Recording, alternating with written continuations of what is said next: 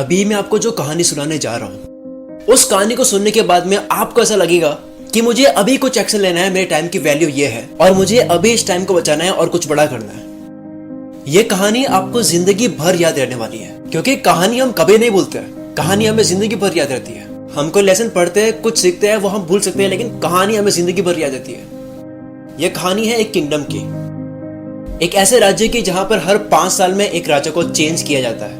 तो जब भी राजा के 5 साल कंप्लीट हो जाते हैं, उसको भेज दिया जाता है एक ऐसे जंगल के अंदर जहां पर खाने के लिए कुछ नहीं होता है, जहां पर जानवर होते हैं, वही जानवर खा लेते हैं। उसके बाद में जब एक राजा के 5 साल कंप्लीट होने ही वाले होते हैं, उस राजा को नए कपड़े पहनाए गए, उसको हाथी पे बैठाया गया और उसके बाद में उसको गुड बाय कहने के लिए उसको बोट पे बैठा दिया, जहाज पे बैठा दिया और उसको गुड बाय किया गया। उसको भेज दिया गया एक ऐसे जंगल के अंदर जहां पे उसके पास खाने के लिए कुछ भी नहीं है, जहां पे वो अपना गुजारा भी नहीं कर सकता।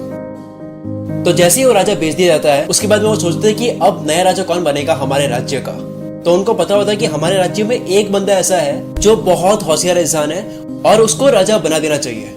तो जैसे ही गांव के सारे लोग जाते हैं उस इंसान के पास में और रिक्वेस्ट करते हैं कि क्या आप हमारे राजा बनोगे, तो वो बंदा मना बोल देता है, क्योंकि उसको सारी बातें बताई जाती है कि हर 5 साल के बाद, यानी कि जब आपके 5 साल कंप्लीट हो गए, तो आपको 5 साल के बाद में आपको ऐसी जगह पर भेज दिया जाएगा जहां पर जानवर ही खा लेंगे, जहां पर जीवन नहीं है। तो उसके बाद में उस जगह के काफी लोगों ने बहुत बारी बोला कि प्लीज आप हमारे जगह के राजा बन जाओ, आप बहुत होशियार हो, बहुत चालाक हो, आप बहुत अच्छे तरह से इस जगह को चलाओगे, आप बहुत अच्छे तरीके से सबका ध्यान रखोगे। सबकी रिक्वेस्ट करने के बाद में उस इंसान ने बोल दिया हाँ कि मैं आपकी जगह का राजा बनने के लिए भी तैयार हूँ और मैं इस बात को भी एग्री करता हूँ कि 5 साल के बाद में मैं ऐसी जगह भेज दिया जाऊंगा जहाँ पे कोई जीवन नहीं है, ऐसी जगह पर भेज दिया जाऊंगा। तो जैसे ही वो इंसान राजा बन जाता है, 3 दिन के बाद में वो राजा अपने जगह के लोगों को बोलता है कि वो कौन सी जगह है जहाँ पे आप हर बार 5 साल कंप्लीट होने के बाद में उस राजा को भेज देते हो उस जंगल के अंदर।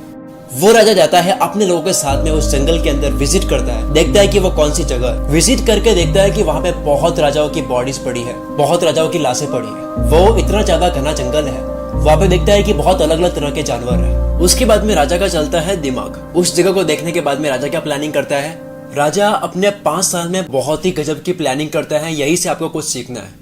जब राजा जंगल में जाकर देखता है कि ये बहुत ही ज्यादा घना जंगल है, यहाँ पे बहुत जानवर है, उसको देखने के बाद राजा प्लानिंग करता है कि मुझे इसके लिए कुछ करना होगा और मुझे 5 साल बाद इस जंगल में तो कतई नहीं आना है। उसके बाद में राजा खेलता है अपना खेल, वो अपना दिमाग चलाता है। राजा ने पहले ही साल में उस जंगल के सारे ट्रीज कटवा दिए, घना जंगल जिसकी वजह से लग रहा था, वो सारी चीजें हटवा दी और वहां के जितने जानवर थे, जो जानवर मारने वाले थे, उन जानवरों को भी हटवा दिए वहां से। राजा ने दूसरे साल में उस पर और काम किया, उसको और थोड़ा सा ऐसा बनाया गया कि वो जंगल ना लगे। तीसरे साल में वहां पे एग्रीकल्चर का काम चलाया गया। चौथे साल में वहां पे काफी सारी बिल्डिंग्स बनने लगी, वहां पे कॉम्प्लेक्स बनने लगे, वहां पे लोगों ने घर बनाने शुरू कर दिए, वहां पे रोड वगैरह बननी शुरू हो गई और काफी हद तक बन गया था कि वहां पे जाकर रह सकते हैं। 5वें साल में पूरा का पूरा वहां पे लोगों का रहने का पूरा इंतजाम भी कर दिया। अपने 5 साल में ये सारा बनाने के साथ में भी राजा अपनी सेविंग्स भी कर रहा था। राजा बहुत कम पैसे खर्च करता था और काफी सारी सेविंग्स करता, ताकि वो पैसे वो खर्च कर पाए अपनी उस जगह पर जो जगह वो 5 साल से तैयार कर रहा है। उसके बाद में जैसे ही राजा के 5 साल कंप्लीट होने ही वाले होते हैं, वो अपने राज्य के लोगों को बोलता है कि मेरे 5 साल कंप्लीट होने वाले हैं, मुझे अपने वहां जगह भेज दो जो हमने कॉन्ट्रैक्ट करा, ताकि मुझे 5 साल के बाद में वहां पे भेजा जाएगा। तो उसके बाद में वहां के लोग बोलते हैं कि अभी आपके 5 साल कंप्लीट नहीं हुए हैं, अभी 10 दिन और बाकी है। वो एडवांस में बोलने लगे, इतनी एक्साइटमेंट होने लगी कि मुझे वहां उस जगह पर जाना है। तो जैसे ही 5 साल पूरी तरह से कंप्लीट हो जाते हैं, उस राजा को नए कपड़े पहनाए गए, उस राजा को गुड बाय कहने के लिए हाथी पर बैठाया गया। लेकिन वहां के लोगों ने देखा कि यार राजा तो अभी भी हंस रहा है। हर बार ऐसा होता था कि जितनी बार राजा चेंज होता था, तब 5 साल कंप्लीट होते थे तो हर बार राजा रोता हुआ जाता था और ये राजा तो हंसता हुआ जा रहा है। लोगों ने पूछा कि आप हंस क्यों रहे हो, तो राजा सबको बोलता है, और ये लाइन आपने बहुत जगह सुन रखी होगी। राजा बोलता है कि जब आप दुनिया में आते हो तो दुनिया सारी हंसती है और आप रोते हो जब आपका जन्म होता है, लेकिन कुछ ऐसा करके जाओ कि ये पूरी दुनिया रोए और आप हंसते हुए जाओ। ठीक उसी तरह उस राजा ने ऐसा किया। उसने अपनी जिंदगी को ऐसी बना ली थी कि वो हंसता उस जगह पर जा रहा था। वो राजा बोलता है कि आपने देखा होगा कि जितने भी राजा आए हैं, वो राजा 5 साल में इतने खो जाते हैं, राज करने में खो जाते हैं, लग्जरियस चीजें पहनने में, इतने मजे करने में, कि वो भूल ही जाता है कि उनको 5 साल के बाद में ऐसी जगह पे भेजा जाएगा जहाँ पे उनको बनना पड़ेगा। लेकिन मैंने 5 साल में अपनी उस जगह को भी ठीक किया। मुझे ये पता था कि मुझे 5 साल के बाद में कहाँ भेजा जाएगा, उसके लिए मैंने उस पर वर्क किया। मेरे पास यही टाइम था काम करने के लिए, मैं खोया नहीं। मैं राजा जरूर था, लेकिन राजा बनने के बाद में मैं ये नहीं बोला कि मेरा आने वाला टाइम कैसा होगा। मैंने अपने फ्यूचर की प्लानिंग की। तो जब वो राजा जाता है, वो खुश होते हुए जाता है, अपनी सारी सेविंग्स को लेकर जाता है, जो सेविंग उसने करी थी राजा होने के बाद में, जितने उसने पैसे कलेक्ट करे थे, जितने उसने चीजें कलेक्ट करी थी। राजा बन जाने के बाद में उसने अपने सारे पैसे खर्च भी नहीं किए, उसने अपना फ्यूचर संभाला, उसने काम किया उसके ऊपर। दोस्तों, इस कहानी से हमें क्या शिक्षा मिलती है? आपको भी केवल कुछ ही टाइम मिलता है अपनी लाइफ को पूरी अच्छी बनाने के लिए।